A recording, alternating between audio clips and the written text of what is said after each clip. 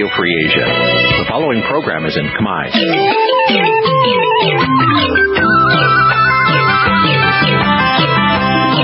Nǐ chi càm bi tiệp xáy vệt chiu a zì sê ray.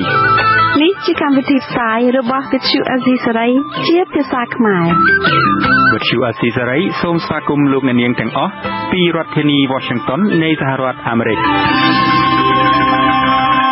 បាទខ្ញុំបាទយាសុជីមេតាសូមជម្រាបសួរលោកអ្នកនាងអ្នកស្ដាប់វិទ្យុអាស៊ីសេរីជាទីមេត្រីខ្ញុំបាទសូមជូនកម្មវិធីផ្សាយសម្រាប់យប់ថ្ងៃអង្គារ5កើតខែចែកឆ្នាំមមីឆស័កពុទ្ធសករាជ2558ដែលត្រូវនៅថ្ងៃទី24ខែមីនាគ្រិស្តសករាជ2015បាទជាដំបូងនេះសូមអញ្ជើញលោកអ្នកនាងស្ដាប់ព័ត៌មានប្រចាំថ្ងៃ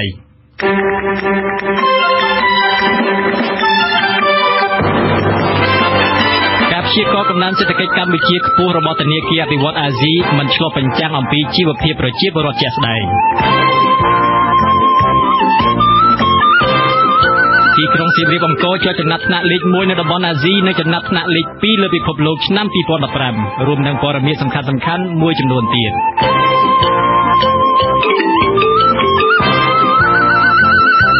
បាទជាបន្តទៅទៀតនេះសូមអញ្ជើញលោកអ្នកនាងស្ដាប់ព័ត៌មានពិស្ដាការិយាល័យធនាគារអភិវឌ្ឍន៍អាស៊ីប្រចាំកម្ពុជាបានព្យាករណ៍សេដ្ឋកិច្ចប្រចាំឆ្នាំ2015របស់កម្ពុជាថាសម្រេចបានកំណើន 7%កំណើននេះកើនឡើងដោយសារការចូលរួមពីវិស័យសំខាន់របស់កម្ពុជាដូចជាកសិកម្មកាត់ដេរនិងវិស័យទេសចរណ៍ប៉ុន្តែអ្នកវិភាគសេដ្ឋកិច្ចយល់ឃើញថាកំណើនសេដ្ឋកិច្ចដែលស្ថាប័នអភិវឌ្ឍន៍សម្រេចបាននោះមិនបែងចែកផលដល់ប្រជាពលរដ្ឋស្មើៗគ្នាឡើយបាទសូមស្ដាប់សេចក្តីរាយការណ៍របស់លោកអានស៊ីថាវរបាយការណ៍ព្យាករណ៍កំណើនសេដ្ឋកិច្ចរបស់ធនាគារអភិវឌ្ឍន៍អាស៊ីដែលចេញផ្សាយនៅថ្ងៃទី24មីនាបានបង្ហាញថាសេដ្ឋកិច្ចកម្ពុជានឹងបន្តរីកចម្រើនជាលំដាប់នៅក្នុងឆ្នាំ2015និងឆ្នាំ2016ដោយសារតែការនាំចេញរបស់កម្ពុជាកើនឡើងរបាយការណ៍ដដែលនោះបានលើកយកហេតុផលសំខាន់មួយដែលជាមូលដ្ឋានជំរុញកំណើនសេដ្ឋកិច្ចកម្ពុជាថ្មីនោះគឺភាពកាន់តែរឹងមាំនៃដំណើរការសេដ្ឋកិច្ចរបស់ដៃគូពាណិជ្ជកម្មរបស់កម្ពុជាមានដូចជាសហរដ្ឋអាមេរិកនិងសហភាពអឺរ៉ុបម្យ៉ាងវិញទៀតភាពធូរស្រាលនៃសម្ពាធនយោបាយនិងការធ្លាក់ចុះប្រេងឥន្ធនៈក៏ជាឱកាសថ្មីមួយបន្ថែមទៀតក្នុងការបង្កលក្ខណៈងាយស្រួលដល់អ្នករកស៊ីក្នុងស្រុកនិងទាក់ទាញអ្នកវិនិយោគបរទេសសេដ្ឋវិទូជាន់ខ្ពស់នៃធនាគារអភិវឌ្ឍន៍អាស៊ីប្រចាំកម្ពុជាលោក Jen Hansen មានប្រសាសន៍ថារបាយការណ៍នេះគឺជាការបង្ហាញអំពីភាពរីកចម្រើនសេដ្ឋកិច្ចរបស់កម្ពុជាបានដល់កម្រិតណាបើធៀបនឹងប្រទេសនៅក្នុងតំបន់អាស៊ីលោកបញ្ជាក់ទៀតថាសេដ្ឋកិច្ចកម្ពុជារំពឹងថានឹងមានកំណើន 7.5% និងអត្រាអតិផរណាវិញបានធ្លាក់ចុះមកនៅប្រមាណ 2% នៅក្នុងឆ្នាំ2015បញ្ហានេះលោកនាយរដ្ឋមន្ត្រីហ៊ុនសែនធ្លាប់បានអះអាងកាលពីថ្ងៃទី23មីនាថាក្រោមការដឹកនាំរបស់លោកនិងគណៈបកប្រជាជនកម្ពុជាបានបង្កលក្ខណៈងាយស្រួលដល់អ្នករកស៊ីប៉ុន្តែក្រុមអាជីវករទាំងនោះក៏ត្រូវទទួលខុសត្រូវលើការបង់ពន្ធជូនរដ្ឋផងរឿងធំជាងគេ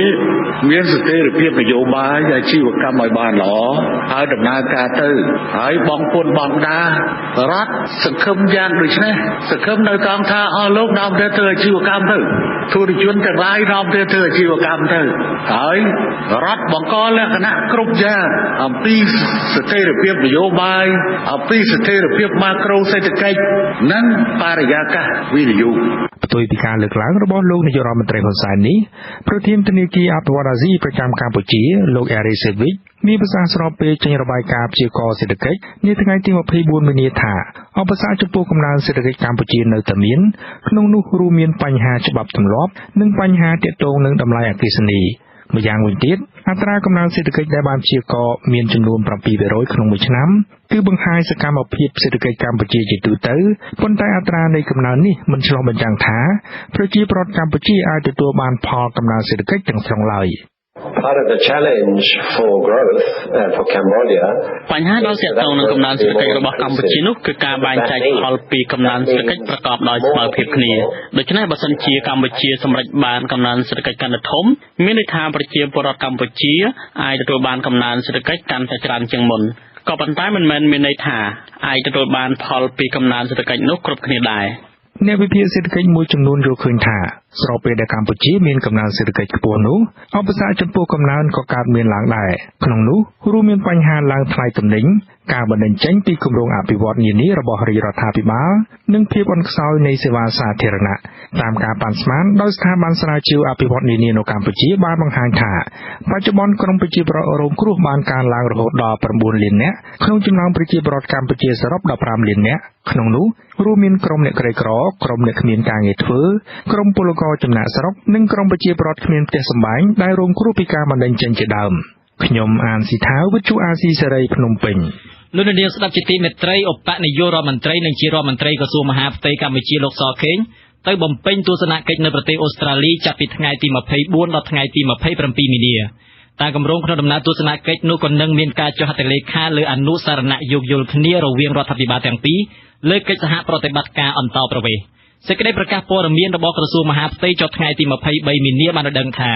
ក្នុងដំណើរទស្សនកិច្ចរបស់លោកសខេងរយៈពេល4ថ្ងៃនោះលោកនឹងជួបពិភាក្សាជាមួយរដ្ឋមន្ត្រីក្រសួងការបរទេសអូស្ត្រាលីអ្នកស្រី Julie Bishop និងរដ្ឋមន្ត្រីក្រសួងអន្តរប្រវេសន៍និងការពារព្រំដែនលោក Peter Dutton ហើយនឹងជួបសួរសុខទុក្ខប្រជាពលរដ្ឋខ្មែរនៅអូស្ត្រាលីនៅក្នុងទីក្រុង Sydney ផងដែរសេចក្តីប្រកាសព័ត៌មានដដែលបញ្ជាក់ទៀតថាការចុះអនុសារណៈរវាងប្រទេសទាំងពីរគឺជាការបញ្ជាក់ពីការបដិញ្ញាចិត្តរួមគ្នាប្រយុទ្ធប្រឆាំងរាល់ការគំរាមកំហែងផ្នែកសន្តិសុខជាពិសេសអក្រិតកម្មឆ្លងដែននិងអន្តរប្រវេសន៍ខុសច្បាប់នៅថ្ងៃអង្គារនេះដែរប្រពន្ធមកពីមន្ត្រីក្រសួងទេសចរឲ្យដឹងថានៅវេលាម៉ោង11ថ្ងៃត្រង់ថ្ងៃអង្គារទី24ខែមីនានេះទីភ្នាក់ងារប្រឹក្សាយោបល់ផ្នែកគោលដៅទេសចរដ៏ល្បីល្បាញនៅលើពិភពលោកឈ្មោះ Trip Advisor បានប្រកាសលទ្ធផលដែលបានពីការបោះឆ្នោតតាមប្រព័ន្ធអនឡាញថាទីក្រុងសៀមរាបអង្គររបស់កម្ពុជាបានជាប់ចំណាត់ថ្នាក់លេខ1នៅក្នុងតំបន់អាស៊ីនិងលេខ2នៅក្នុងពិភពលោកការប្រកាសលទ្ធផលនៃការបោះឆ្នោតតាមប្រព័ន្ធអនឡាញនេះធ្វើឡើងនៅប្រទេសសិង្ហបុរីបាទលោកហងសាវយុទ្ធមានសេចក្តីរាយការណ៍អំពីព័ត៌មាននេះរដ្ឋមន្ត្រីក្រសួងទេសចរនៃប្រទេសកម្ពុជាលោកថោងខុនបានថ្លែងថាមន្ត្រីនីតិភ្នាក់ងារប្រឹក្សាយោបល់ផ្នែកគោលដៅទេសចរដ៏ល្បីល្បាញនៅលើពិភពលោកឈ្មោះ Trip Advisor នឹងមកដល់កម្ពុជានៅសប្តាហ៍ក្រោយក្នុងគោលបំណងប្រកាសពានរង្វាន់និងជូនជ័យលាភីដល់ទីក្រុងសៀមរាបដែលជាប់ចំណាត់ថ្នាក់លេខ1នៃគោលដៅទេសចរនៅក្នុងតំបន់អាស៊ីនិងចំណាត់ថ្នាក់លេខ2នៅទូទាំងពិភពលោកលោកថោងខុនបានថ្លែងនៅក្នុងកិច្ចប្រជុំពិភាក្សាការងារទេសចរជាមួយផ្នែកឯកជននៅក្នុងសាលាខេត្តសៀមរាបកាលពីព្រឹកថ្ងៃអង្គារទី24ខែមីនាថាទីភ្នាក់ងារប្រឹក្សាយោបល់ផ្នែកគោលដៅទេសចរ Trip Advisor បានជ្រើសរើសទីក្រុងទេសចរល្បីៗចំនួន25នៅលើពិភពលោកដាក់ឲ្យអ្នកទេសចររាប់រយលានអ្នកបោះឆ្នោតតាមប្រព័ន្ធអនឡាញដើម្បីដាក់ចំណាត់ថ្នាក់សម្រាប់ឆ្នាំ2015លទ្ធផលដែលបានពីការបោះឆ្នោតគឺទីក្រុងសៀមរាបអង្គរបានជាប់លេខ1នៅក្នុងតំបន់អាស៊ីនិងលេខ2នៅទូទាំងពិភពលោកយើងបានទទួលលើដំណឹងដ៏ល្អពិសេសបំផុតមួយហើយអាទិត្យក្រោយនេះ Trip Advisor នឹងធ្វើដំណើរមកកម្ពុជាមកសៀមរាបអង្គរដើម្បីរៀបចំពិធីប្រកាសជាផ្លូវការនិងជូនរង្វាន់ជ័យលាភីមកដល់សៀមរាបអង្គរនេះបាទនេះជាជោគជ័យទាំងអស់គ្នារបស់អ្នកកសែតផងដែរលោកថោងខុនបញ្ជាក់ថានៅពេលដែលទីក្រុងសៀមរាបអង្គរបានជាប់លេខ1នៃគោលដៅទេសចរក្នុងតំបន់អាស៊ីនេះគឺទីក្រុងអ៊ីស្តាន់ប៊ុលនៃប្រទេសទូគីជាប់លេខ2និងទីក្រុងហាណូយរបស់វៀតណាមជាប់លេខ3ចំណែកចំណាត់ថ្នាក់នៅក្នុងពិភពលោកគឺទីក្រុងម៉ារ៉ាកេចនៃប្រទេសម៉ូណាកូជាប់លេខ1និងទីក្រុងសៀមរាបអង្គររបស់ខ្មែរជាប់លេខ2ហើយទីក្រុងអ៊ីស្តាន់ប៊ុលជាប់លេខ3ទោះយ៉ាងណាអភិបាលខេត្តសៀមរាបលោកខឹមប៊ុនសុងនៅមិនទាន់អាចបញ្ជាក់ឲ្យដឹងពីមោទនភាពនេះយ៉ាងណានៅឡើយទេដោយលោកប្រាប់ថាកំពុងជាប់រវល់ប្រជុំកាលពីថ្ងៃទី10ខែមីនាកន្លងទៅរដ្ឋាភិបាលបានឲ្យទីក្រុងសៀមរាបជាប់ជាទីក្រុងស្អាតក្នុងចំណោមទីក្រុង4ទៀតដែលមានរហស្សនាមថារំដួល3តងម្ដងមកហើយចំណែកប្រជាពលរដ្ឋមួយចំនួនរស់នៅក្នុងទីក្រុងសៀមរាបវិញយល់ឃើញថាអ្វីត្បិតតែទីភ្នាក់ងារប្រឹក្សាយោបល់ផ្នែកគោលដៅទេសចរ Trip Advisor បានប្រកាសចំណាត់ថ្នាក់ឲ្យទីក្រុងសៀមរាបជាប់លេខ1ក៏ដោយក៏ទីក្រុងនេះនៅមិនទាន់ស្អាតពេញលេញគ្រប់លក្ខណៈនៅឡើយទេ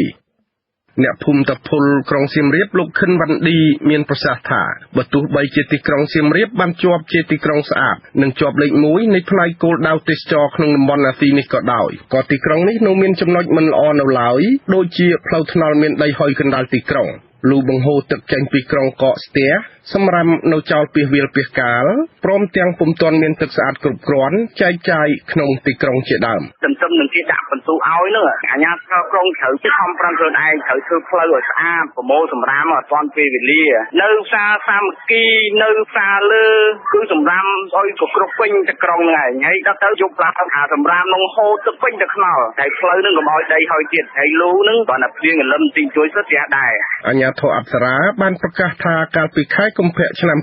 2015គេបានទទួលភ្ញៀវចូលទស្សនាអង្គរចំនួនជាង 23,000 នាក់ដោយបានទទួលចំណូលជាង $69 សែនសហរដ្ឋអាមេរិកខ្ញុំហងសាវយុទ្ធវិទ្យុអាស៊ីសេរីពីខេត្តសៀមរាបចំណែកនៅខេត្តស្ទឹងត្រែងកងរាជអាវុធហត្ថនៃខេត្តនេះបានបើកប្រតិបត្តិការបង្ក្រាបអ្នកជួញដូរគ្រឿងញៀនពីកន្លែងខុសគ្នានិងចាប់មនុស្សបាន4នាក់វត្ថុតាងដែលប្រមូលបានក្រៅពីម៉ូតូនិងទូរស័ព្ទក៏មានគ្រឿងញៀនប្រភេទម្សៅមេតាំហ្វេតាមីនសំទោសមេតាំហ្វេតាមីន12កញ្ចប់តូចថ្នាំញៀនប្រភេទគ្រាប់ចំនួន404គ្រាប់សមត្ថកិច្ចជំនាញបានចោទប្រកាន់អ្នកទាំងនោះពីបទជួញដូរនិងចែកចាយគ្រឿងញៀន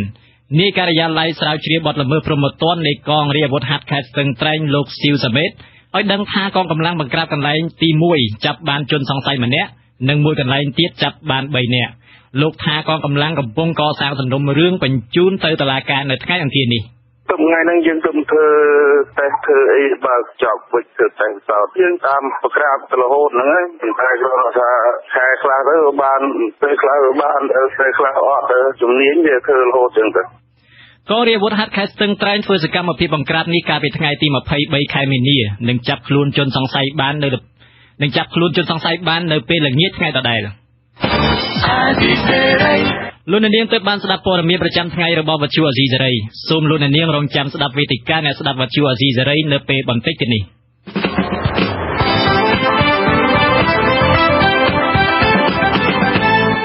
នៅក្នុងការផ្សាយបន្តទៅទៀតនេះសូមអញ្ជើញលោកនាងស្ដាប់នាទីវេទិកាអ្នកស្ដាប់វិទ្យុអាស៊ីសេរីក្រមប្រធានបទស្ដីពីលទ្ធផលដំណើរស្រាវជ្រាវសន្តិភាពនៅដែនដីកម្ពុជាក្រោម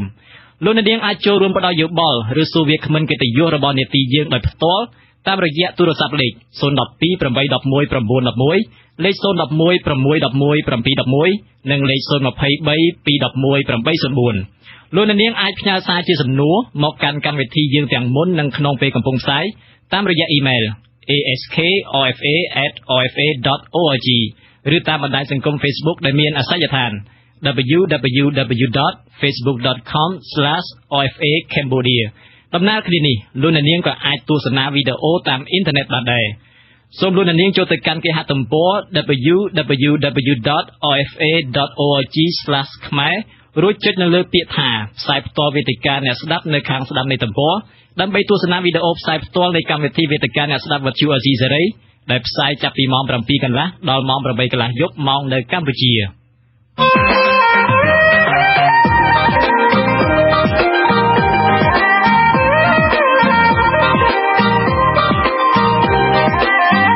វេទិកាអ្នកស្ដាប់វិទ្យុអាស៊ីសេរី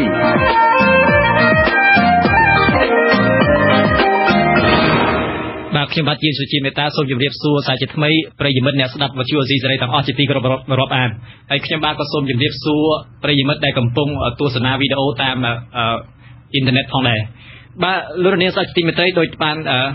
លើកឡើងបាញ់អញ្ចឹងថានៅរាត្រីនេះយើងនឹងមានវេទិកាអ្នកស្ដាប់វិទ្យុអាស៊ីសេរីដែលយើងនឹងពិភាក្សា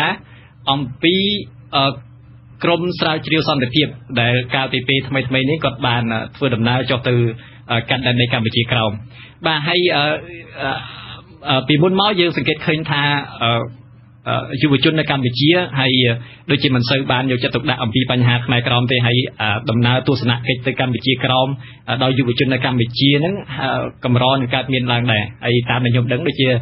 មិនដែលមានមុនទេពីមុនមកជាផ្លូវការបាទហើយហេតុដូច្នេះហើយបានយើងពិភាក្សាគ្នានៅរាត្រីនេះយើងចង់ដឹងថាតើដំណើររបស់ពួកគាត់ហ្នឹងហេតុអីបានគេគាត់ចាប់អារម្មណ៍ទៅរឿងបញ្ហាខ្មែរក្រោមហេតុអីបានហើយតើការស្រាវជ្រាវរបស់គាត់ហ្នឹងទៅនឹងគាត់ឃើញអីខ្លះចង់ឲ្យគាត់មករៀបរាប់ប្រាប់ពួកយើងហើយថាតើការស្រាវជ្រាវរបស់ពួកគាត់ហ្នឹងតើលទ្ធផលហ្នឹងតើគាត់នឹងយកមកហ្នឹងនឹងជួយខ្មែរក្រោមបានយ៉ាងម៉េចខ្លះលទ្ធផលនៃការស្រាវជ្រាវរបស់យើងហ្នឹងបាទនៅក្នុងនីតិវេទិការបស់យើងនៅពេលនេះយើងមានវាគ្មិនចូលរួមចំនួន3រូបទី1គឺយើងមានអ្នកស្រីសឹមចន្ទធា អ្នកស្រីគឺជាប្រធានគម្រោងស្រាវជ្រាវសន្តិភាពនៃអង្គការក្រមការងារដើម្បីដោះស្រាយទំនាស់ដែលយើងហៅកាត់ជាភាសាអង់គ្លេសថា ACT បាទយើងមានលោកសឿនជំជួនលោកជាប្រធានកម្មវិធីនៃអង្គការខ្មែរកម្ពុជាក្រមដើម្បីសិទ្ធិមនុស្សនិងអភិវឌ្ឍហើយវាគ្មិនមួយទៀតគឺលោកជើមជីវ័នលោកគឺជាសមាជិកក្រុមស្រាវជ្រាវសន្តិភាពបាទសូមជម្រាបសួរវាគ្មិនទាំង3បាទសូមជម្រាបសួរបាទជាបឋមនេះខ្ញុំចង់ឲ្យអ្នកស្រីសឹមចន្ទាលើកឡើងតែម្ដងអំពីគោលបំណងនៃគម្រោងនឹងព្រោះអ្នកស្រីជាប្រធានគម្រោងរបស់អង្គការហ្នឹងហេតុអីបានមានគម្រោងនឹងកើតឡើង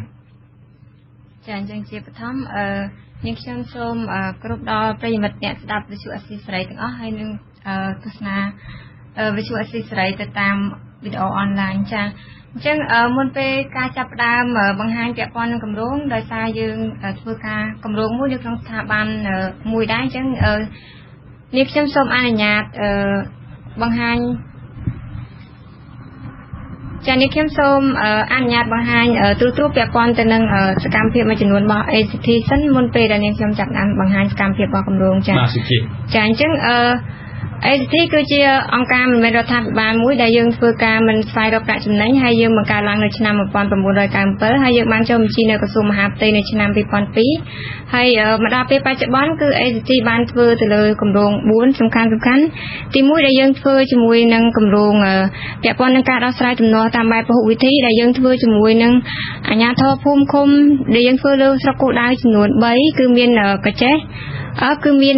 សំទោសគឺមានកំពង់ឆ្នាំង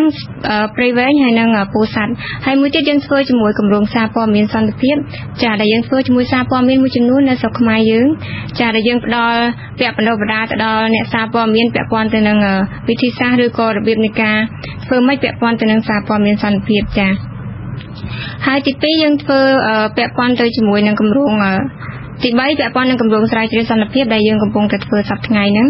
គឺតាក់ទងនឹងគម្រោងស្រាវជ្រាវសន្តិភាពបន្តិចទៀតនាងខ្ញុំនឹងរៀបរាប់សម្បត្តិបន្តិចពាក់ព័ន្ធនឹងគម្រោងស្រាវជ្រាវសន្តិភាពចាហើយមួយទៀតគឺយើងធ្វើពាក់ព័ន្ធដោយសារអញ្ចឹងយើងខ្ញុំសូមអនុញ្ញាតពាក់ព័ន្ធនឹងគម្រោងស្រាវជ្រាវសន្តិភាពហ្មងចាអញ្ចឹងគម្រោងស្រាវជ្រាវសន្តិភាពគឺយើងធ្វើគោលបំណងរបស់យើងគឺយើងត្រូវបណ្ដុះទៅដល់ស្មារតីយុវជនឲ្យពួកគាត់នឹងចេះទៅលើជំនាញនៃការស្រាវជ្រាវទៅលើវិធីសាស្ត្រនៃការស្រាវជ្រាវទៅលើការវិភាគព័ត៌មានការប្រមូលព័ត៌មានការកត់ត្រានៅកំណត់ហេតុផ្សេងៗឬក៏ការធ្វើម៉េចឲ្យពួកគាត់នឹងមានភាពមួយថាចេះប្រមូលព័ត៌មានបានហើយគាត់ចេះវិភាគព័ត៌មានបែបណាថាព័ត៌មានបែបណាដែលយកមកបានហើយវាមានលក្ខណៈជ្រុងជ្រោយគ្រប់ជ្រុងជ្រោយហើយអាចយកជាផ្លូវការបានចាកន្លងមកពាក់ព័ន្ធនឹងគម្រោងស្រាវជ្រាវសន្តិភាពគឺយើងធ្វើទៅលើប្រធានបទ4សំខាន់ចាទី1ពាក់ព័ន្ធទៅនឹងយើងធ្វើទៅតាមតំបន់ដែលហៅថាការសម្ទានដីណាឬក៏ព្រៃឈើពាក់ព័ន្ធទៅនឹងការសម្ទានផលប៉ះពាល់ឬក៏ផ្លូវចិត្តរបស់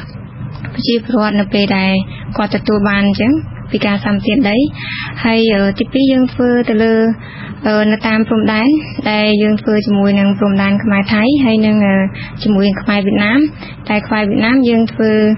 ជាមួយនឹងប្រជាជនខ្មែរកម្ពុជាក្រោមដែលរស់នៅតាមព្រំដែនខ្មែរវៀតណាមចាគឺនៅខេត្តតាកែវចាហើយមួយទៀតយើងធ្វើជាមួយនឹងពាក់ព័ន្ធទៅនឹងការអប់រំបែបអន្តរជំនឿដែលពាក់ព័ន្ធទៅជាមួយនឹងការកសាងសន្តិភាពអន្តរជំនឿដែលយើងធ្វើជាមួយសាសនាធំៗទាំង3នៅកម្ពុជាមានពុទ្ធសាសនាគ្រីស្ទសាសនាហើយនិងអ៊ីស្លាមសាសនាចាហើយមួយទៀតយើងធ្វើជាមួយនឹងស្ត្រីនិងការបបង់ការសិក្សាដែលយើងបានទៅសិក្សាជ្រាវនៅខេត្តសៀមរាបចាហើយកន្លងមកយើងដូចពាក់ព័ន្ធនឹងការស្រាវជ្រាវរបស់យើងដែរគឺយើងបានធ្វើទៅលើនៅតាមព្រំដែនខ្មែរថៃដូចយើងធ្វើជាមួយនឹងប្រជាជនខ្មែរក្រោមហើយនៅថ្ងៃមុនក៏យើងបានបង្ហាញដែរពាក់ព័ន្ធនឹងលទ្ធផលនៃការស្រាវជ្រាវរបស់យើងចាអញ្ចឹងនៅពេលដែលក្រោយពេលយុវជនឬក៏សិស្សានុសិស្សចាក្រោយពេលយុវជនដែលគាត់បានអញ្ជើញមកដាក់ពាក្យឬក៏រៀនពាក់ព័ន្ធនឹងគម្រោងស្រាវជ្រាវសន្តិភាពហើយគឺក្រុមនេះគឺគាត់នឹងចុះទៅអនុវត្តផ្ទាល់នៅតាមមូលដ្ឋានហើយពួកគាត់ក្រោយពេលគាត់ចុះអនុវត្តផ្ទាល់នេះគឺគាត់អាចស្វែងយល់បន្ថែមទៅលើទ្រឹស្ដីទៅលើប្រធានបទដែលគាត់បានរៀននៅក្នុងសាលា ចាហើយអញ្ចឹងនៅពេលដែលគាត់ចុះស្រាវជ្រាវហើយគាត់អាចធ្វើការប្រមូលព័ត៌មានឬក៏វិភាគនៅព័ត៌មានដែលគាត់បានឃើញបានអង្កេតជាក់ស្ដែងនៅក្នុងសហគមន៍របស់គាត់នៅក្នុងសហគមន៍ដែលគាត់បានចុះស្រាវជ្រាវហ្នឹងហើយអញ្ចឹងគាត់នឹងធ្វើការបង្ហាញលទ្ធផលមួយដែលយើងបានធ្វើការបង្ហាញនៅថ្ងៃទី30ខែតុលានៅឆ្នាំ2014ចាហើយគម្រោងនីមួយៗគ្រប់សកម្មភាពពាក់ព័ន្ធក្រោយពេលដែលគាត់ចុះស្រាវជ្រាវហើយទៅលើប្រធានបទហើយគឺក្រុមនីមួយៗគាត់នឹងធ្វើការបង្ហាញនៅលទ្ធផលដែលគាត់បានរកឃើញទៅដល់សហគមន៍ដែលគាត់បានចុះស្រាវជ្រាវចុះសិក្សាស្រាវជ្រាវវិញចាដូចថ្ងៃមុនអញ្ចឹងយើងបានធ្វើការបង្ហាញនៅព្រះវិហារដែលយើងធ្វើការបង្ហាញពាក់ព័ន្ធនឹងខ្ញុំសូមកាត់បន្ថយ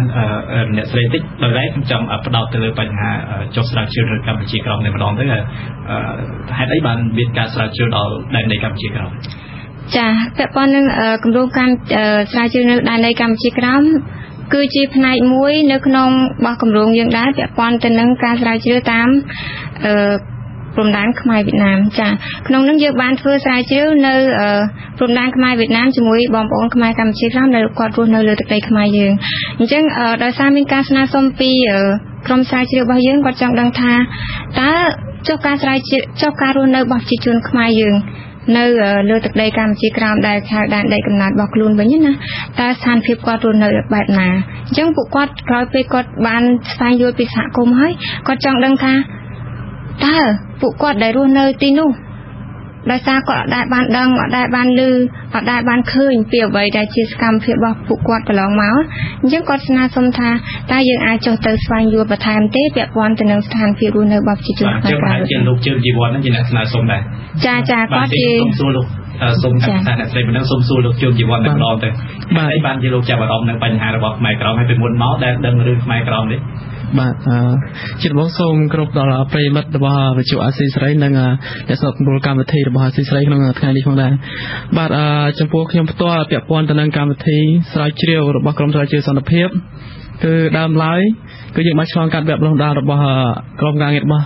ACT បន្ទាប់មកយើងធ្វើការចុះសិក្សាផ្ទាល់ដើម្បីពង្រឹងនិងចូលរួមចំណែកជាមួយសហគមន៍ដើម្បីឲ្យចំណេះដឹងរបស់យើងមានលក្ខណៈអនុវត្តផ្ទាល់ជាមួយនឹងសហគមន៍តែម្ដងដោយឡែកពាក់ព័ន្ធទៅនឹងធានបទសិក្សាស្រាវជ្រាវនៅកម្ពុជាក្រោមជាចំណាប់អារម្មណ៍មួយផងដែរសម្រាប់ក្រុមយើងខ្ញុំហើយក៏ជាការចាប់អារម្មណ៍របស់សង្គមមួយទាំងមូលផងដែរនេះគ្នាបានទេបាទសម្រាប់ក្រុមស្រាវជ្រាវរបស់យើងខ្ញុំចង់ចុះទៅសិក្សាស្រាវជ្រាវនៅខាងកម្ពុជាក្រោមមានគ្នា7នាក់ខែមករាក៏តាមខ្ញុំដឹងกัน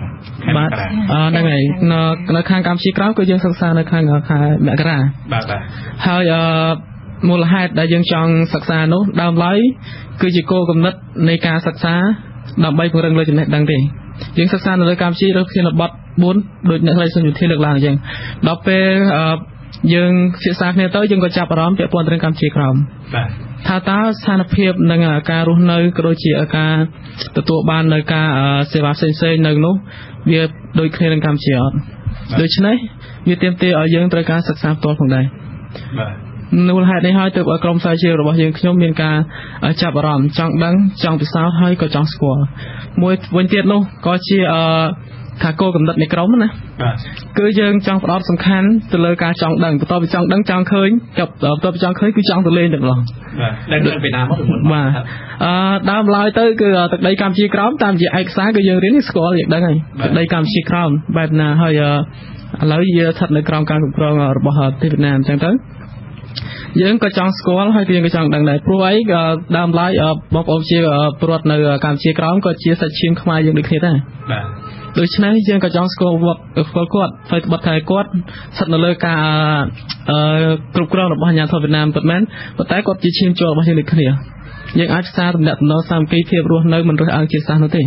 បាទដូច្នេះនេះហើយក៏ជាគោលគំនិតមួយដែលធ្វើឲ្យយើងបង្កើតជាក្រុមស្រាវជ្រាវសន្តិភាពវាចូលទៅនឹងប្រធានបទនិងការដាក់ឈ្មោះថាក្រុមស្រាវជ្រាវសន្តិភាពពាក្យថាសន្តិភាពយើងបង្កើតទំនាក់ទំនងគ្រប់ជាតិសាសន៍មិនប្រកាន់មិនថាខាងណានោះទេ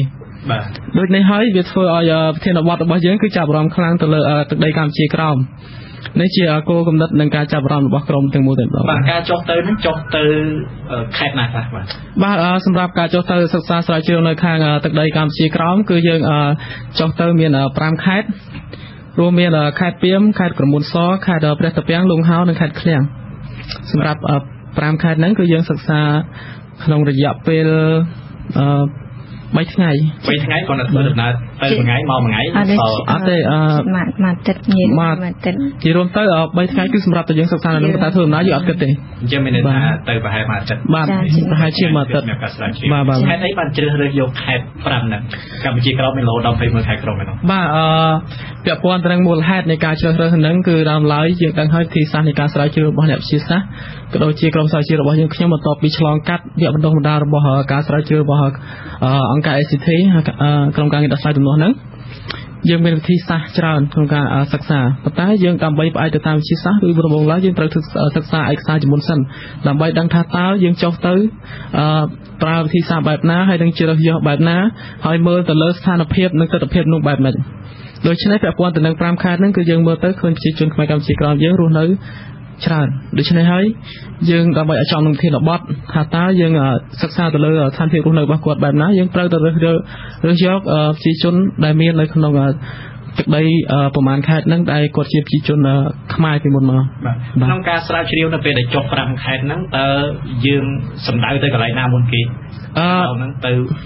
រកផ្ទះអ្នកភូមិឬក៏ទៅវត្តឬក៏ទៅផ្សារអីបាទអរគុណសម្រាប់ការស្រាវជ្រាវរបស់យើងដើមឡើយយើងធ្វើដំណើរដើម្បីវិធីសាស្ត្រងាយស្រួលសម្រាប់ដល់ក្រុមមិនខាតពេលវេលាមិនខាតទាំងការធ្វើដំណើរផងដែរនោះគឺយើងចុះទៅតាមដំបូងឡើយគឺពីមុនសិនយើងចូលតាមច្រកណាយើងសិក្សាលើច្រកនឹងមុនដូច្នេះជៀសវាងការទៅសិក្សាពី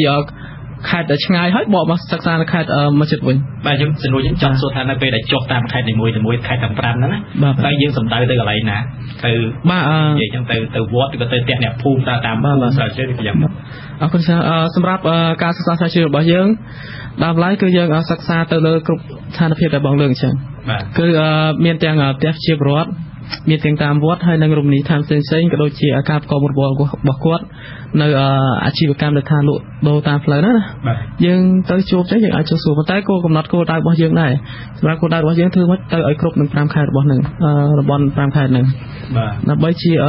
ទទួលបាននូវព័ត៌មានដូចជាទិន្នន័យសម្រាប់ការស្រាវជ្រាវរបស់យើងឲ្យមានលក្ខណៈគ្រប់ជ្រុងជ្រោយផងដែរបាទក្នុងការប្រមូលទិន្នន័យហ្នឹងទៅតាមទៅវត្តទៅផ្ទះអ្នកភូមិទៅអីហ្នឹងតើយើងប្រមូលជាសំណាក់គេហៅ sample ហ្នឹងច្រើនទេក្នុងមួយខេត្តប្រមូលសំណាក់បានប្រមាណអ្នកដែរប្រជាពលរដ្ឋដែលយើងសិក្សាសួរទៅបាទសម្រាប់ការស្រាវជ្រាវវិធីសាស្ត្រនៃការស្រាវជ្រាវផងដែរតាមវិទ្យាសាស្ត្រគឺយើងមិនអាចផ្ដោតទៅលើការស្រាវជ្រាវមានទំហំធំឲ្យគ្រប់ទាំងអស់នោះទេបាទព្រោះវិធីវិទ្យាសាស្ត្ររបស់យើងប្រើទៅតាមការស្រាវជ្រាវអ្វីដែលយើងបានរៀនកន្លងមកអញ្ចឹងសម្រាប់ប្រជាជនខ្មែរកម្ពុជាក្រោម5ខេត្តហ្នឹងយើងអាចទៅសួរគាត់ទាំង5ខេត្តឲ្យគ្រប់គ្នាទេដូច្នេះវិធីនៃការសំណាក់គឺយើងកំណត់រួចហើយពីមុនមកសម្រាប់មុនហ្នឹងទៅអញ្ចឹងយើងជ្រើសរើសយកថាជា100អ្នកជាងដែរហើយនៅក្នុងខេត្តមួយហ្នឹងយើងជួបអញ្ចឹងវា5ខេត្តវាឡើងចែកទៅ10អ្នកជាងដែរចង់និយាយថា100អ្នកហ្នឹងបាទទៅ5ខេត្ត20អ្នក20អ្នកបាទ20អ្នកជាងដែរ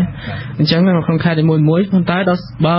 យើងជួបទៅលក្ខណៈពិសេសជួបទៅយើងសួរទៅពាក់ព័ន្ធទៅនឹងការស្រាវជ្រាវរបស់យើងច្រើនចំនួនវាឡើងជាងនឹងទៅទៀតអញ្ចឹងចំណោម100អ្នកហ្នឹងភាគច្រើនជាពីណាគេតែនិយាយថាភាគច្រើនជាប្រសងឬក៏ភាគច្រើនជាប្រជាពលរដ្ឋសាមញ្ញបាទសម្រាប់ការស្រាវជ្រាវរបស់យើងចុះទៅភាគច្រើនគឺប្រជាពលរដ្ឋហើយនឹងព្រះសង្ឃហើយនឹងអាជីវករហើយមួយទៀតអ្នកលក់ដូរនៅតាមផ្លូវជាអាជីវករទៅមួយណាបាទអញ្ចឹងសម្រាប់ការស្រាវជ្រាវរបស់យើងនឹងមានប្រជាពលរដ្ឋព្រះសង្ឃហើយនឹងអាជីវករនៅនឹងអញ្ចឹងហ្នឹងហើយចំនួនសម្រាប់ការស្រាវជ្រាវរបស់យើងមានប៉ុណ្ណឹងជុំវិធីសាស្ត្រនៃការស្រាវជ្រាវមកយើងនិយាយពីទំហំនៃការស្រាវជ្រាវទៅចូលវិធីសាស្ត្រនៃការស្រាវជ្រាវទៅនៅពេលដែលចុះហ្នឹងមានណាត់ជាមួយគាត់ណាត់ជាមួយប្រសង់ឬក៏ប្រជាពលរដ្ឋនឹងមុនហើយបានចុះទៅសម្ភាសគាត់ឬក៏របៀបធ្វើជាគេហៅថាកម្រងសំណួរឲ្យគាត់អានឲ្យគាត់គូឬក៏ស្ទាក់គាត់សួរឬក៏ចុះទៅអង្កេតមើលឬក៏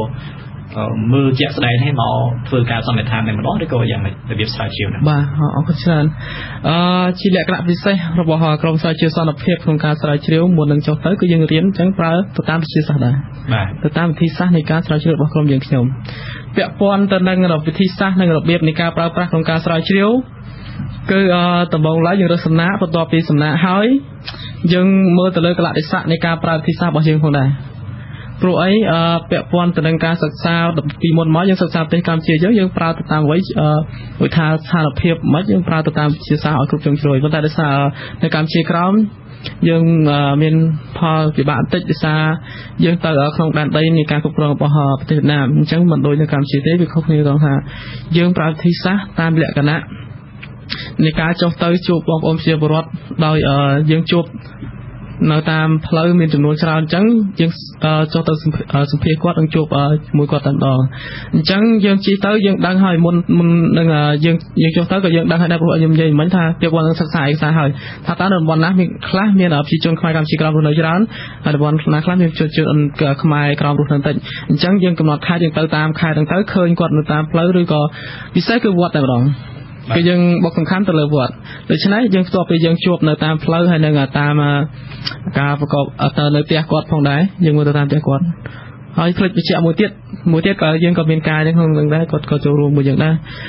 ដោយសារគាត់ក៏ជាផ្នែកមួយនៃការមគ្គុទ្ទេសក៍ក្នុងការនាំទៅសិក្សាស្រាវជ្រាវដែរកាយហ្នឹងនិយាយភាសាខ្មែរហើយឬក៏សម្រាប់ប្រើប្រាស់ឲ្យគាត់ជួយនិយាយភាសាវៀតណាមឬក៏និយាយខ្មែរបើយើងបដោតទៅលើភាសាវិញការប្រើប្រាស់ទាំងពីរភាសាគឺខ្មែរក្រោមគាត់ចេះប្រើភាសាខ្មែរបាទអញ្ចឹងពេលយើងទៅជួបប្រើភាសាសម្ភារដូចយកព័ត៌មានពីគាត់អត់ចាំបាច់ប្រើកាយទេបាទយើងគាត់ទៅសួរគាត់ទៅកាយគាត់នាំផ្លូវទៅថាផ្ទះណាបងប្អូនជាប្រវត្តិខ្មែរយើងច្រើនអញ្ចឹងទៅយើងចង់ទៅស្គាល់មើលគាត់អញ្ចឹងណាបាទអញ្ចឹងយើងជួបគាត់ផ្ទាល់ទៅយើងប្រើវិធីសាស្ត្ររបស់យើងគឺអង្កេតផងយើងសួរសំណួរផងហើយយើងក៏ពិសោធន៍ទៅលើចំណេះដឹងរបស់គាត់ផងដែរដើម្បីឲ្យវិធីសាស្ត្ររបស់យើងនោះថាតើមុននឹងយើងយកមកវាពិតអត់ជួនកាលគាត់ចេះឆ្លើយប៉ុន្តែអត់មានលក្ខណៈចំណេះដឹងឲ្យវាសមនឹងវិធីសាស្ត្ររបស់យើងណាកាយនេះជាខ្មែរក្រមឬក៏កាយហ្នឹងគាត់ក៏ជាខ្មែរក្រមដែរសិទ្ធិរបស់គាត់អញ្ចឹងគាត់ក៏បានឆ្លងកាត់វគ្គបណ្ដុះបណ្ដាលនិយាយថាទទួលការអប់រំពីខាងវៀតណាមផងខ្មែរផងបាទអ្នកស្រីសឹមកុនធាតាមខ្ញុំដឹងក៏បានចុះទៅជាមួយនឹងក្រុមស្រាវជ្រាវដែរចា៎ចង់ដឹងថានៅខេត្តនីមួយៗទៅខាងខេត្តតាពាំងអញ្ចឹងតើទៅតំបន់ណាទៅខាងឃ្លាំងទៅតំបន់ណាទៅពីមទៅតំបន់ណាហើយកម្ពុជាសហើយមាត់ជ្រូកទៅតំបន់ណាឥឡូវសូមអញ្ជើញទៅខេត្តតាពាំងទៅតំបន់ណាទៅកន្លែងណាចាអរគុណច្រើនដល់សំណួរបងក៏ប៉ុន្តែមុននឹងខ្ញុំចង់បញ្ជាក់បន្ថែមបន្តិចតទៅវិធីសាស្ត្ររបស់យើងណាចាក៏ប៉ុន្តែមុនពេលដែលយើងទៅគឺយើងសិក្សាហើយយើងមានគេហៅអ្នកចង្អុលបង្ហាញផ្លូវរបស់យើងណាមុនពេលយើងចុះទៅហើយក្នុងនោះយើងណាគេឲ្យបញ្ជាក់បានគាត់អ្នកចង្អុលបង្ហាញផ្លូវក្រៅពីកាយណាគេចាគឺយើងបានអញ្ជើញពាក់ព័ន្ធទាំងអ្នកតែគាត់ដឹងរឿងរ៉ាវពាក់ព័ន្ធរឿងខ្មែរក្រមហើយគឺគាត់ជាអ្នកឆ្អិនមករឿងខ្មែរកម្ពុជាក្រមចាអញ្ចឹងយើងអាចយើងជជែកមួយគាត់ហើយអញ្ជើញគាត់មកបង្ហាញពីប្រវត្តិឬក៏ខ្មែរក្រមមួយចំនួនដល់យុវជនរបស់យើងហើយនៅពេលដែលយើងអញ្ជើញអញ្ចឹងគាត់បានរៀបរាប់ប្រាប់យើងមួយចំនួនពាក់ព័ន្ធនឹងតំបន់ដែលគេហៅថាដូចថាមានការតស៊ូឬក៏ប្រជាជនគាត់មានការរើបំរាស់ឬក៏គាត់ថាប្រជាជនគាត់ដូចមានបញ្ហាច្រើនអញ្ចឹងណាចាអញ្ចឹងពួកយើងមុនពេលដែលយើងទៅគឺយើងបានដឹងហើយថាតំបន់ណាខ្លះដែលយើងបានចុះទៅអញ្ចឹងនៅពេលដែលយើងរកអ្នកនាំផ្លូវរបស់យើងគឺយើងមានតំបន់គោលដៅរបស់យើងហើយអញ្ចឹងអ្នកនាំផ្លូវគឺនាំទៅតាមតំបន់គោលដៅដែលយើងបានរៀបហើយចាហើយបញ្ជាក់មួយទៀតថាសំខាន់គឺយើងផ្ដោតទី1យើងត្រូវមើលថាមនុស្សណាដែលយើងទៅយើងប្រមូលព័ត៌មានហើយយើងគិតថាគាត់អាចដឹងរឿងរ៉ាវច្រើនពាក់ព័ន្ធទៅនឹងខ្មែរក្រមពាក់ព័ន្ធទៅនឹងស្ថានភាពរស់នៅរបស់គាត់អញ្ចឹងមុនពេលយើងទៅគឺយើងមិនមែនចេះតែទៅទេហើយដូចខ្ញុំសូមមិនអនុញ្ញាតមិនលើកតំបន់បានទេព្រោះវាពាក់ព័ន្ធនៅតំបន់នៅខ្មែរក្រមខ្លាចមានបញ្ហាដល់ពួកគាត់ទេចាជាការពិតបើពាក់ព័ន្ធនឹងក្រុមសិលធម៌ស្រាវជ្រាវគឺខ្ញុំសូមមិនអនុញ្ញាតមិនលើកទេពាក់ព័ន្ធទៅនឹងតំបន់ដែលខ្ញុំចុះទៅព្រោះនៅពេលដែលខ្ញុំចុះទៅគឺគាត់ក្រោយពេលខ្ញុំជួបគាត់ហើយសូម្បីតែការថតរូបក៏គឺពិបាកមែនទែនក្នុងការដែលគាត់ចេញមកថតរូបជាមួយយើងណាអញ្ចឹងសូមអភ័យទោសផងចំណុចនេះចាបាទមិនអីទេឥឡូវខ្ញុំចង់និយាយអំពីលទ្ធផលនៃការស្រាវជ្រាវយើងបានពិភាក្សាច្រើនអំពីទំហំនៃការស្រាវជ្រាវវិធីសាស្ត្រនៃការស្រាវជ្រាវលទ្ធផលរកឃើញយ៉ាងម៉េចដែរហើយឥឡូវសូមបញ្ជាក់តិចថាការស្រាវជ្រាវហ្នឹងមានប្រធានបទជាក់លាក់គឺអត់ទៅមើលទូទៅយ៉ាងហ្មងឬក៏យ៉ាងម៉េចចាក៏ពិតយើងមានប្រធានបទជាក់លាក់របស់យើងគឺពាក់ព័ន្ធទៅនឹង ការស្វែងយល់ពីស្ថានភាពរស់នៅរបស់ប្រជាជនខ្មែរកម្ពុជាក្រោមហើយក្នុងនោះយើងធ្វើទៅលើគោលបំណង3ដែលសំខាន់ណាទី1គឺអាស្ថានភាពរស់នៅជាក់ស្ដែងរបស់គាត់ហ្មងទី2ពាក់ព័ន្ធទៅនឹងបញ្ហាឬក៏បញ្ហារបស់ពួកគាត់ដែលកំពុងតែជួបប្រទះកន្លងមកហើយនឹងបន្តកំពុងជួបប្រទះហើយមួយទៀតតកតងនឹងយន្តការនៃការដោះស្រាយរបស់អាជ្ញាធរចាទាំងនៅខ្មែរទាំងនៅកម្ពុជាក្រោមនៅកម្ពុជាក្រោមហ្នឹងរកឃើញថាខ្មែរក្រោមបច្ចុប្បន្នហ្នឹងមានបញ្ហាចម្បងអ្វីខ្លះបញ្ហាធំៗដែលគាត់កំពុងជួបប្រទះដែលកញ្ញាពួកក្រុមបញ្ញាស្រាវជ្រាវឃើញចាការពិតអរគុណច្រើនតកតងសំណួរការពិតដូចក្រុមរបស់យើងបានធ្វើការស្រាវជ្រាវអញ្ចឹងពាក់ព័ន្ធបញ្ហាស្នូលធំគឺទី1ពាក់ព័ន្ធទៅនឹងមុខរបររបស់គាត់គឺបើយើងសង្កេតឃើញទាំងការសង្កេតឃើញទាំងការជួបពួកគាត់ចាអញ្ចឹងយើងឃើញថាគឺគាត់មានមុខរបរគេហៅថាមុខរបរស្នូលរបស់គាត់គឺកម្មករគេហើយនៅនោះគេហៅដូចកម្មករបេះមឹកឬក៏បកាចានៅក្នុងគេហៅកសិដ្ឋានគេចាំមឹកចាំបកាហ្នឹងចាហើយទី2គឺធ្វើស្រែចាប៉ុន្តែធ្វើស្រែចំការហ្នឹងក៏ធ្វើបានតែអ្នកមានដីដែរទេចឹងអ្នកដែលអត់មានដីគឺកម្មករគេហើយមួយទៀតគឺកម្មកររោងចក្រចាគឺកម្មកររោងចក្រអញ្ចឹងហើយពាក់ព័ន្ធមួយទៀតយើងឃើញបញ្ហាមួយទៀតតកតងនឹងការសិក្សារបស់គាត់ចាអញ្ចឹងការសិក្សាបើយើងគិតថាគាត់ជាប្រជាជនមួយរូបហើយគាត់មានជាប្រជាជនដើមកំណើតរបស់ខ្លួនមួយរូបដែរណាអញ្ចឹងគាត់ទៅលើការសិក្សាទៅលើភាសាដែលជាដើមកំណើតរបស់គាត់គឺគាត់អត់បានសិក្សាទេចាបើយើងសម្លឹងមើលទៅលើកូនស្រីគឺអត់សោះតែម្ដងដោយសារតែកូនស្រីអត់អាចទៅរៀននៅវត្តបានហើយបើកូនប្រុសគាត់អាចទៅបួសរៀនជាមួយលោកហើយគាត់អាចរៀនពាក់ព័ន្ធនឹងធម៌ឬសភៅធម៌អីនៅក្នុងវត្តអារាមបានតែដោយឡែកកូនស្រីគឺអត់ទេចាបាទប៉ុណ្្នឹងទេបញ្ហាដែលប្រឈមកញ្ញាមើលឃើញនោះចាហើយសូមលើកមួយទៀតដោយសារពាក់ព័ន្ធទៅនឹងបញ្ហាសំខាន់មួយទៀតសម្រាប់ពួកគាត់គឺគេហៅថាដូចគាត់ដូចផ្ដាច់ខ្លួនចេញណាដូចរស់នៅក្នុងសភាពមួយគេហៅថាដូចរបៀបផ្ដាច់ខ្លួនណាខ្ញុំឃើញចាដូចទៅគេហៅភាសាមួយថាគេហៅវៀតណាមដេញខ្មែរដេញខ្មោចមិនហ្នឹងណាចាភាសាហ្នឹងដែលគេហៅថាធម្មតាប្រជាជនបើយើងជិះតាមផ្លូវជាតិគឺយើងអត់អាចមើលឃើញប្រជាជនខ្មែរក្រោមទេបើសិនជាយើងចាំមើលឃើញប្រជាជនខ្មែរក្រោមគឺតែយើងចុះយ៉ាងតិច10ទៅ20គីឡូពីផ្លូវជាតិទៅទៀតចាទើបយើងឃើញភូមិគាត់ហើយនៅពេលយើងភូមិគាត់ហ្នឹងខ្ញុំអត់ដឹងនេះតែប៉ុន្តែខ្ញុំជិះខ្ញុំជិះកាត់ពីខេត្តមួយទៅខេត្តមួយពីភូមិមួយទៅភូមិមួយគឺមិនឃើញមានផ្ទះល្អឬក៏ផ្ទះណាដែលសង់គេហៅសង់ទៅរបៀបឋានៈឬក៏មើលថាគាត់ចង់ថាគាត់មានគាត់អីអញ្ចឹងណាគឺស្តៀងគ្នាហើយដូចនៅជាអំបោជាជូអញ្ចឹងចាបាទសូមអរគុណឥឡូវមុននឹងទទួលអ្នកហៅចូលប្រិយមិត្តរបស់យើងហៅចូលសួរសំណួរខ្ញុំសូមឲ្យលោកសិនជំជួនចេញមតិបន្តិចយើងបាននិយាយទៅគាត់ទីសោះឥឡូវខ្ញុំតាក់ទងនឹងការស្រាវជ្រាវរបស់ក្រមយុវជនទៅដែនដីកម្ពុជាក្រោមនេះខ្ញុំចង់ដឹងពីចំណាប់អារម្មណ៍របស់លោកក្នុងនាមលោកក៏ជាខ្មែរកម្ពុជាក្រោមមួយរូបហើយសប្តាហ៍ថ្ងៃលោកគឺជានាយកកម្មវិធីនៃសមាគមខ្មែរកម្ពុជាក្រោមមួយដែរលោកយល់យ៉ាងម៉េចដែរចំពោះដំណើរទស្សនកិច្ចរបស់យុវជនកម្ពុជាទៅកម្ពុជាក្រោមបាទសូមអរគុណលោក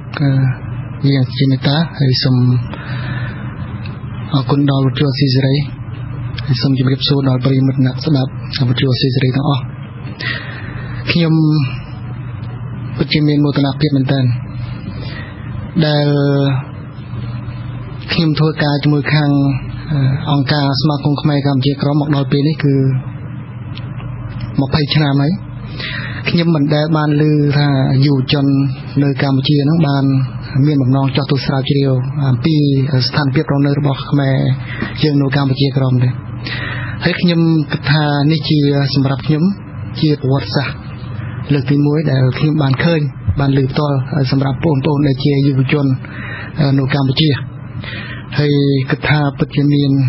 ប្រយោជន៍មែនទែនសម្រាប់កិច្ចការរបស់ពួកគាត់មិនត្រឹមតែផ្ដល់នូវចំណេះដឹងនិងបទពិសោធន៍ទាំងការសិក្សាអំពី ស្វែងយល់អំពីប្រវត្តិសាស្ត្រភូមិសាស្ត្រហើយនឹងជីវភាពរស់នៅរបស់ប្រជាពលរដ្ឋខ្មែរដែរថែមទាំងលទ្ធផលដែលពួកគាត់បានស្រាវជ្រាវនេះយើងគិតថាអាចនឹងមានប្រយោជន៍សម្រាប់ទៅឲ្យអង្គការសមាគមខ្មែរកម្ពុជាក្រមអាចនឹងមានប្រយោជន៍សម្រាប់ឲ្យបងប្អូនប្រជាពលរដ្ឋកម្ពុជាយើងបានដឹងឮទៅលើបញ្ហាទាំងនេះហើយយើងគិតថាលទ្ធផលទាំងអស់នេះដែលពួកគាត់បានធ្វើនោះពិតមែនតែយើងគិតថាបើតាមខ្ញុំដឹងនឹងគិតថាពិតមែនតែមិនទាន់មានតុល្យភាពគ្រប់គ្រាន់មែនប៉ុន្តែបើយើងប្រៀបធៀបទៅរវាងរបាយការណ៍របស់អង្គការសមាគមខ្មែរកម្ពុជាក្រមក៏មិនខុសគ្នាអ្វីដែលគាត់បានសិក្សាស្រាវជ្រាវនោះទេហើយយើងគិតថា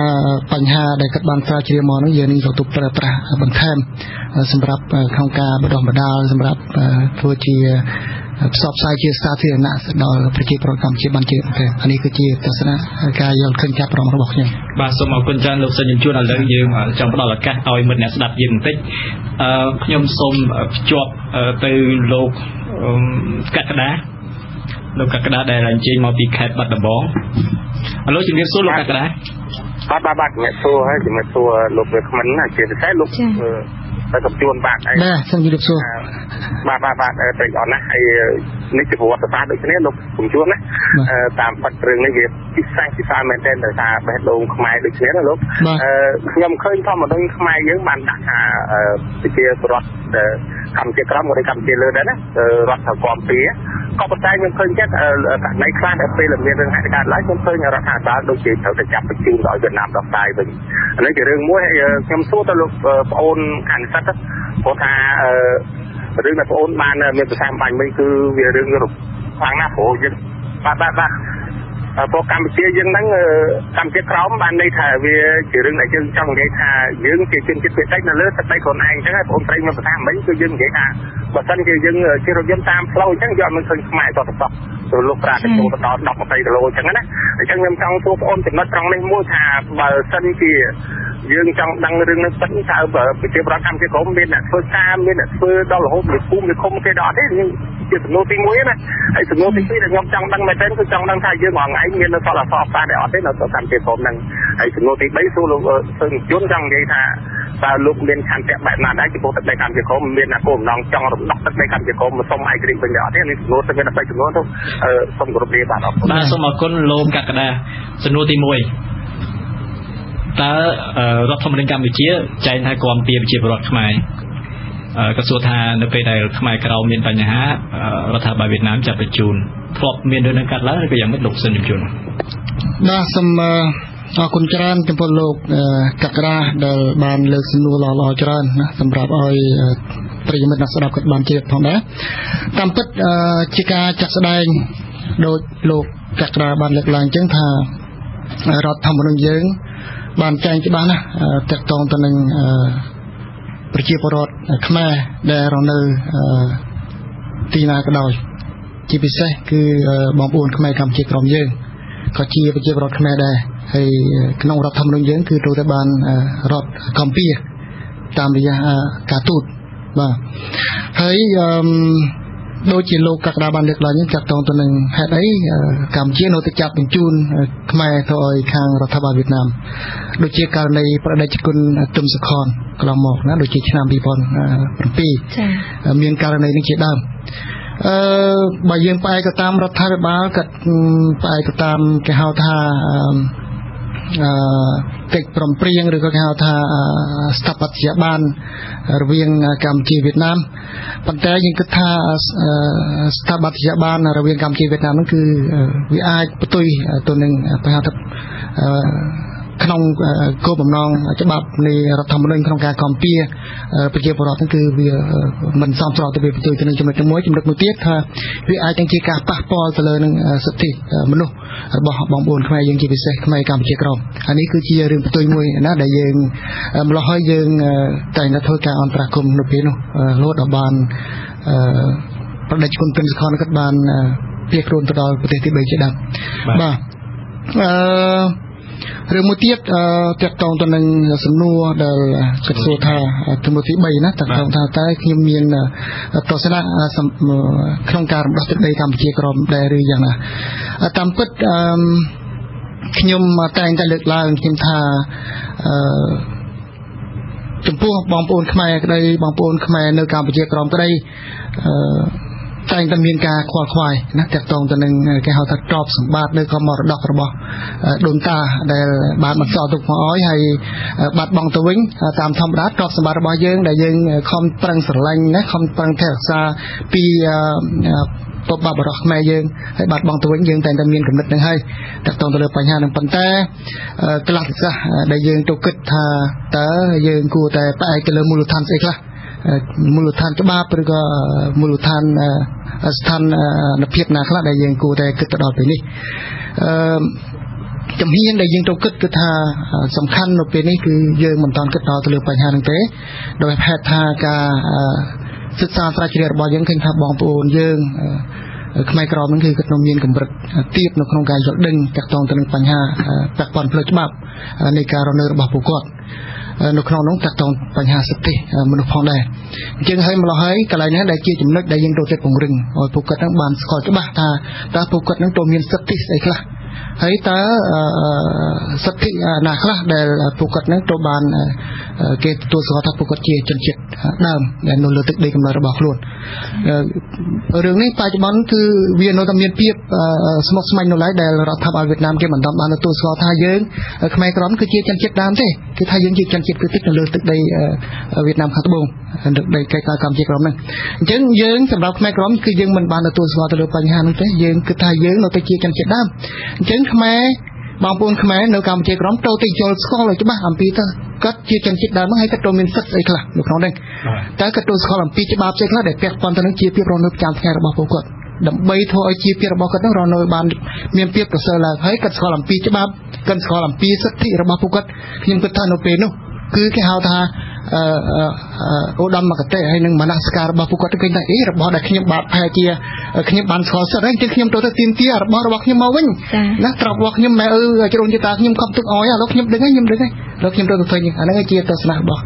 សម្រាប់ខ្ញុំណាបាទអញ្ចឹងមានន័យថាជំហានដំបូងដែលខ្មែរក្រមត្រូវធ្វើម៉េចឲ្យប្រជាពលរដ្ឋមានសិទ្ធិស្គាល់ច្បាប់ស្គាល់ទម្លាប់ហើយអ្វីដែលគោលដៅខាងក្រោយទៀតមានបានកំណត់នៅតែបន្ទាប់ពីគាត់មានសិទ្ធិស្គាល់ដឹងច្បាប់គ្រប់គ្រាន់ហើយតែជំហានបន្ទាប់ទៀតនឹងបាទយើងចំណុចនេះតែងតែមានការកើតឡើងនៅពេលដែលដូចខ្ញុំបានលើកឡើងខាងដើមហ្នឹងថានៅពេលដែលគិតស្គាល់ហើយយើងមិនចាំបាច់ទៅជំរុញគាត់ទេណាយើងមិនចាំបាច់ទៅជំរុញគាត់ទេគឺគាត់ចេះធ្វើដោយខ្លួនឯងគាត់អានឹងហើយជារបៀបតស៊ូមតិរបស់យើងណារបៀបតស៊ូមតិរបស់យើងហើយនៅពេលដែលគាត់ចេះតស៊ូមតិដោយខ្លួនឯងគាត់គឺនៅមានមូលដ្ឋានមួយចំនួនទៀតដែលយើងគិតថាមូលដ្ឋានហ្នឹងអាចជួយទៅលើពួកគាត់បានណាដូចជាមូលដ្ឋានអង្គការសហប្រជាជាតិដែលយើងគិតថាអាចនឹងផ្អែកទៅលើច្បាប់ទាំងអស់នោះហើយអាចពឹងផ្អែកទៅលើផ្នែកខាងសហគមន៍អឺរ៉ុបសហគមន៍អន្តរជាតិនានាទៀតដែលគេធ្វើការទៅលើវិស័យផ្នែកខាងសិទ្ធិមនុស្សទាំងអស់ហ្នឹងដែលជាចំណុចមួយធ្វើឲ្យពួកគាត់នឹងអាចមានក្តីសង្ឃឹមក្នុងការក្រោកឡើងមកបាទប៉ុន្តែធ្វើយ៉ាងម៉េចដើម្បីពង្រឹងឲ្យពួកគាត់ទៅស្គាល់ច្បាប់យល់បើគាត់ទៅកម្ពុជាក្រមនោះហើយអ្នកដែលពង្រឹងនៅនេះណាអាមេរិកនឹងឲ្យធ្វើឲ្យគាត់បានជ្រាបដែរយើងឃើញថាបច្ចុប្បន្ននេះទាំងអង្គការសមាគមខ្មែរកម្ពុជាក្រមនៅកម្ពុជាទាំងសហព័ន្ធខ្មែរកម្ពុជាក្រមដែលមានមូលដ្ឋាននៅក្រៅប្រទេសគឺយើងខិតខំស្វះស្វែងដើម្បីធ្វើការទៅលើបញ្ហានេះគឺតាមរយៈបណ្ដុះចំណេះដឹងបណ្ដុះមនសិការដល់កូនចៅខ្មែរកម្ពុជាក្រមគឺតាមរយៈបណ្ដាញព័ត៌មានផ្សេងៗជាពិសេសគឺតាមរយៈបណ្ដាញព័ត៌មានសង្គមនេះឯងហើយយើងឃើញគិតថាបច្ចុប្បន្ននេះឃើញថាមាននិស្សិតសិស្សជាច្រើនណាទាំងនៅកម្ពុជាទាំងនៅកម្ពុជាក្រមគឺនិយមប្រើទៅលើបណ្ដាញព័ត៌មានសង្គមមែនទែនហើយយើងទៅតាមការសិក្សាស្រាវជ្រាវនេះគេឃើញថាពួកគាត់មានការចាប់អារម្មណ៍ហើយនឹងស្វែងយល់បានគួរសមតាក់ទងទៅនឹងចំណេះដឹងទាំងអស់នេះហើយជាពិសេសហ្នឹងយើងមានណាដូចជាខាងសហព័ន្ធខ្មែរកម្ពុជាក្រមគាត់មានទាំងសារព័ត៌មានព្រៃនគរមានទាំងវិទ្យុបណ្ដាញខ្មែរកម្ពុជាក្រមមានទាំងវិទ្យុសហគមន៍ប្រសង់ខ្មែរកម្ពុជាក្រមហើយយើងមានគេហទំព័រផ្សេងៗបែបទៅតាមសម័យបច្ចេកវិទ្យានេះយើងគិតថាចំណេះដឹងអ្វីដែលយើងចង់បានផ្ទេរទៅឲ្យពួកគាត់គឺថាពួកគាត់ទាំងអាចយើងជឿជាក់ថាពួកគាត់នៅខាងក្រោមនឹងទទួលបានអាចទទួលបានបាទទោះបីមានការរឹតបន្តឹងកន្លងមករបស់រដ្ឋាភិបាលវៀតណាម តាមប្តីលើគេហៅថាសិទ្ធទទួលបានព័ត៌មានហើយនឹងការបញ្ចេញមតិគឺយើងអាចរំពឹងថាអ្វីដែលយើងកំពុងធ្វើគឺពួកគាត់អាចទទួលបានបាទតាមដែលខ្ញុំដឹងសហព័ន្ធខ្មែរកម្ពុជាក្រមនៃថាមានយុទ្ធនាការមួយថាដំណើរឆ្ពោះទៅកាន់មាតុភូមិអញ្ចឹងលោកហ្នឹងហើយបើតាមខ្ញុំដឹងឥឡូវដំណើរហ្នឹងចាប់ផ្ដើមហ្នឹងហើយចាប់ផ្ដើមបានប៉ុន្មាន%ដើរបានប៉ុន្មាន%តាមពិតយើងមានកំពុងតែធ្វើបាទណាកំពុងតែធ្វើជំហានទី1គឺយើងសម្រាប់ខ្ញុំក្នុងនាមជាអង្គការសមាគមខ្មែរកម្ពុជាក្រមខ្ញុំក៏ជាសកម្មជនមួយរបស់សហព័ន្ធខ្មែរកម្ពុជាក្រមដែរប៉ុន្តែអ្វីដែលខ្ញុំលើកឡើងនេះគឺក្នុងនាមខ្ញុំជានាយកកម្មវិធីរបស់សមាគមខ្មែរកម្ពុជាក្រមដើម្បីសិទ្ធិមនុស្សអភិវឌ្ឍដែលយើងបានដឹងបានលើរឿងថាជំហានទី1គឺយើងធ្វើយ៉ាងណាឲ្យសហគមន៍អន្តរជាតិនានានេះគេបានស្គាល់ថាយើងជានរណាខ្មែរក្រមជានរណាហើយនៅឯណាឥឡូវនេះគេបានស្គាល់អស់ហើយជំហានទី2ទាក់ទងទៅនឹងការបញ្ជ្រាបចំណេះដឹងធ្វើម៉េចឲ្យជាប្រវត្តិខ្មែរហ្នឹងបានស្គាល់អំពីសិទ្ធិរបស់ខ្លួនអំពីច្បាប់នៃការប៉ះពាល់នៅរបស់ខ្លួនហើយជំហានទី3អាចនឹងឈានទៅដល់នៃការទីមទាអ្វីដែលជាការបាត់បង់របស់ពួកគាត់បាទអរគុណលោកជំជួនលើខ្ញុំចង់និយាយមកលោកជីវ័នវិញម្ដងលោកជីវ័នកាលចុះទៅកម្ពុជាក្រមស្រាវជ្រាវហ្នឹងមានជួបផលលំបាកអីខ្លះទេឬក៏អីទៅរលូនទៅទាំងអស់បាទសូមអរគុណបងពាក់ព័ន្ធទៅនឹងផលលំបាកនានាដែលយើងចុះទៅគឺមិនអត់ទេមានខ្លះសម្រាប់ការស្រាវជ្រាវអញ្ចឹងពាក់ព័ន្ធទៅនឹងអ្វីដែលក្រុមយើងខ្ញុំបានចុះទៅពីថ្ងៃដំបូងទៅយើងឃើញថាផលលំបាកត្រង់ថាការរស់នៅការចុះទៅយកព័ត៌មានគឺយើងទាមទារឲ្យយើងមិនអាចកំណត់ឲ្យបានជាក់លាក់ដូចនៅប្រទេសកម្ពុជាយើងទេព្រោះឲ្យនៅប្រទេសកម្ពុជាក្រមយើងត្រូវទាមទារឲ្យយើងមានការចង្អុលបង្ហាញហើយយើងពិនិត្យមើលស្ថានភាពជាក់ស្ដែងទៀតទៅតាមកលៈទេសៈនៅពេលដែលយើងចុះទៅព្រោះជាប្រវត្តិខ្មែរកម្ពុជាក្រមដូចខាងអ្នកស្រីសុនធានលើកអញ្ចឹងគាត់រស់នៅជាការឃ្លាតចេញពីផ្លូវជាតិចូលប្រហែលគីឡូបានយើងចុះទៅបានមួយទៀតពាក់ព័ន្ធទៅនឹង key person ណាសម្រាប់ការស្រាវជ្រាវរបស់យើងគឺយើងអង្កេតមើលដែរមិនមែនចេះតែជួបគាត់ហើយគាត់និយាយមកយើងយកជាព័ត៌មានរបស់យើងទេយើងមើលទៅបុគ្គលណាដែលយើងអាចយកបានគឺយើងនឹងយកជាការសម្រាប់ការធ្វើជាណាស់នៅក្នុងការ research របស់យើងដែរពាក់ព័ន្ធទៅនឹងមួយទៀតការប្រើប្រាស់ភាសាផ្សេងយើងឃើញថាការទំនាក់ទំនងជាមួយបងប្អូនជាពលរដ្ឋយើងមិនសំដៅតែបងប្អូនកម្ពុជាក្រោមទេទៅនោះក៏មានបងប្អូនវៀតណាមដែរអញ្ចឹងយើងក៏ចង់សួរគាត់ដែរដែលជាជនជាតិវៀតណាមនៅនឹងតើការគាត់រស់នៅនឹងទំនាក់ទំនងបែបម៉េចនៅនឹងតែប្រើភាសាមួយគាត់អត់កើតយ៉ាងម៉េចនិយាយគ្នាបានស្ដាប់គ្នាឬក៏មិនភាសាគឺយើងប្រើខុសគ្នាអញ្ចឹងទៅគាត់អត់ចេះយើងអត់ចេះដូចគ្នានិយាយភាសាខ្មែរមួយគ្នាអត់ទេគាត់ប្រើភាសាវៀតណាមភាសាវៀតណាមហើយអីគាត់ដឹងយើងខ្មែរអត់ទេគាត់ថាពួកយើងនឹងវៀតណាមបើគាត់និយាយវៀតណាមដែរយើងគាត់អត់ចេះខ្មែរណាបាទគាត់ពេលគាត់ចេះខ្មែរយើងក៏អត់ប្រើភាសាខ្មែរបានទេគាត់ដែលជាជនជាតិវៀតណាមណាប៉ុន្តែដល់ពេលយើងបាទសម្រាប់ជនជាតិវៀតណាមព្រោះអីយើងទៅយើងចង់ដឹងដែរតើទំនាក់ទំនងគាត់ពីរនាក់ហ្នឹងជាជនខ្មែរកម្ពុជាក្រោមនិងជាជនវៀតណាមនោះរស់នៅជាមួយគ្នាទំនាក់ទំនងគ្នាបែបម៉េចឬក៏គាត់រស់ឲ្យជាមួយគ្នាតែពេលហ្នឹងយើងទៅតាក់ទងទៅសួរទៅនឹងជាជនខ្មែរកម្ពុជាក្រោមហ្នឹងគាត់ក៏បានប្រាប់ទៅនឹងដែរអញ្ចឹងជាផលលំបាកមួយដែរសម្រាប់ការយើងយកចម្លើយពីបងប្អូនប្រជាជនវៀតណាមហ្នឹងមួយទៀតបើនិយាយទៅពាក់ព័ន្ធទៅនឹងផលលំបាកមួយទៀតការចុះទៅយើងទាមទារយើងចុះទៅតាមវត្តច្រើនអញ្ចឹងជួនកាលទៅដល់តាមវត្តទៅយើងត្រូវរកផ្លិចគុណឬក៏ប្រសងចឹងទៅសម្រាប់ជាការផ្ដល់ជាចម្លើយឬក៏អ្វីផ្សេងសម្រាប់យើងហ្នឹងវាមានការលំបាកខ្លះដែរយើងទៅនឹងអត់ជួបគាត់អីចឹងដែរតែកាលប៉ុន្តែយើងជុំទៅយើងជួបគ្នាជួបអីផ្សេងអត់ជួបណាដោយសារតែព្រះអង្គរត់កិច្ចយើងឃើញយើងទៅសួរឬក៏យ៉ាងម៉េចបាទជាធម្មតាគាត់ភាគច្រើនប្រសងគាត់រស់នៅនោះគាត់មានការទទួលការសិក្សាចឹងគាត់និមន្តទៅដូចថាតាមពុទ្ធសាសនាណាគាត់ទទួលបានការអប់រំពីផ្នែកផ្សេងពីវត្តផ្សេងគាត់ទៅទទួលការអប់រំខាងវត្តផ្សេងដើម្បីទទួលបានចំណេះដឹងរបស់គាត់ពីលើហ្នឹងអញ្ចឹងទៅអត់ជួបគាត់ហ្នឹងដោយសារគាត់ឈានពីវត្តគាត់ទៅវត្តផ្សេងទៅនិមន្តណាខ្ញុំអត់ស្គាល់ចេះប្រើភាសាបន្តិចអញ្ចឹងគាត់និមន្តចេញទៅវត្តផ្សេងឬក៏ដើម្បីធ្វើជាសមាធិនឹងផ្សេងណាយើងអត់ជួបគាត់អញ្ចឹងទៅប៉ុន្តែនៅតែព្យាយាមចុះទៅឲ្យគ្រប់មានច្រើនដែរវត្តសម្រាប់ដើម្បីជាការសំណាក់របស់យើងឲ្យគ្រប់ជ្រុងជ្រោយដែរមានចង់បន្ថែមទេចាមានបងពាក់ព័ន្ធនឹងយើងឃើញការលំបាករបស់យើងបាទ bởi vì cái làm bạn bao dương cứ dương vậy tha rồi lục chỉ quan gặp được chứ cứ tịch tôi bàn tay gặp bất tình tình tịch tôi cứ tha tràn mình tiền tình tình tịch đó chả hai đây ban dương vậy tha chân dương cái tim mũi sung khăn phật cứ bành hàng số vạn tập hiếm xem không sai chưa bao dương cứ chỉ đường thống hay tịch cái dương bị bạ tăng pi dương tàu tam phụng đàn mày tại dương cứ chỉ bị chỉ chôn không ai hay hai ấy ban dương chạm làm từ khai tại chỉ khai bỏ đại đây không ai nữa chẳng chứ dương từ bị cho một cho người tham không lại khả môi tham này so này không ai nữa bắt tay dương đang run ai dương đang thay cô đào với dương thừa ai dương từ không cung nọ ai hay dương tới với mình là nãy so chỉ bạc dương từ không nghiêm chị ai chẳng hay bây đây dương của bạn mới tí cứ tha bởi sân chỉ dương ở ban phai vô tha dương ban trai tham mùi na chia ở khmai krao bây giờ khmai krao mùi na chia bên Việt Nam cứ dương ở ai ban trai ban hay dương ở đằng này pua nếu bây đây dương vậy pizza khmai cứ quạt chết quạt đặt viên banตอนนั้นยังดังทักกอดเจพิซาขมายอ่อนปูกาสิเปียคือกอดมันเนยสิเปียระเบียบจึงมีนาซาจึงยังแต่โหกอดก้อนเยี่ยมโหยังไว้ยังดังทักกอดเจขมายคือยังดังโดยยมทลบเลือกได้เปียปอนนึงยมเนสคาสลาบ้องจ่าได้ยังใหญ่ท่ายังโจกหลายยำใบมวยจังกหลายยำใบเราไปเนี่ยนอนเพลยังกอดโจประตูตักบัดเราไปโจประตูตักบัดเนยแต่ยังเราไปเนยยังอันเป็นเนี่ยเจพิซาเวียดนามดีเราเจพิซาเวียดนามยังเถอะกากระมองไอ้ยังกอดมาซูยังกอดซูพิซาเวียดนามแต่กอดนั้นขมายดีกอดขมายแต่ก็ดังยังขมายดีกอดดังผู้ยังใหญ่เนี่ยลังเป็นยังก็ยังใหญ่พิซาขมายดีกอดคลาสยังก็ยังไม่มันก็ไม่ได้ขมายดีมีสู้กอดเลยจ้านั่งเปะปอนนั่งยังอดบานสู้กอดเต้นในคลองเป็นนั่งบันไดยังสเกตเกินตากอดรัวเนยตามเพลทมและเพลหรือเพลเจียดยังจังนะจังเนี่ยได้รัวเนยตามเพลเจียดพิจารณาคือผู้กอดอดอายปลายเชียเคยถักกอดมันเห็นปลาจีพิซาดามกับนายบอกรู้ในการตำแหน่งนงทีให้ยังเมื่อมุติทหารได้มันกอดปลายจังเมื่อกอดท่ากอดมันได้คืนขมายยังเตยเต้กอดตั้งบิดกอดรัวเนยตามบิดกอดทม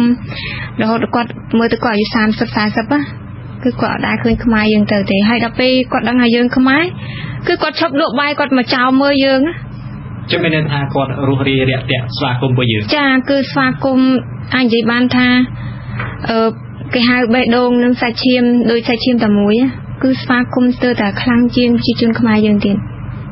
แต่ขนมนั้นก็มีนักขลายยืนใหญ่ขมายจ้าอดเฮียนเตโดยยืนเตอหน้าภูมิจังคือควอดเคยยังชอบไปลานแต่คือกอดรุดเอาหมองกอดไปได้ยืนใหญ่นะกอดดังก็ถามchi chunขมายยังก็ถามก็ซื้อยังทำมาปีนาก็ซื้อยังมาปีนายังแบบแต่ยังมาไปกำชียังให้จุงก้าก่อนจังสกว่ากำชีบ้องยังแผลกว่าท่าขมายกระตาจ่ายังแผลกว่าจังกระตาขมายกระตานำมาไปพนมเป็นจังกระตาสุกว่าก็สกอเลยก็ถ้ากอดได้สกอเลยจะเราไปกอดดังตาขมายให้เนี่ยจ้ากับเป็นโดนเห็นจ้าได้ป่ะอะไรโดยซาแต่ยังจะต่อไปเวลายังสมยังมีสนุกจงครอยมวยสมัยกันยาหนึ่งลูกจีวอนแต่เราแต่พอสลายเชื่อเดี๋ยวเราเคยนั่งโยนเคยไอ้ประตอติดหรือก่อนเราสลายเชื่อนั่งไปเคยเนี่ยโยเมาหอบสับสายได้ยินแทนกายเคยประตอติดนั่งไปอาจช่วยไม่กรองมาได้เยอะแล้วแต่พอเราเยอะต้องสายเป็นกันจ้าเอาคนจ้างบ้องดอกสนุ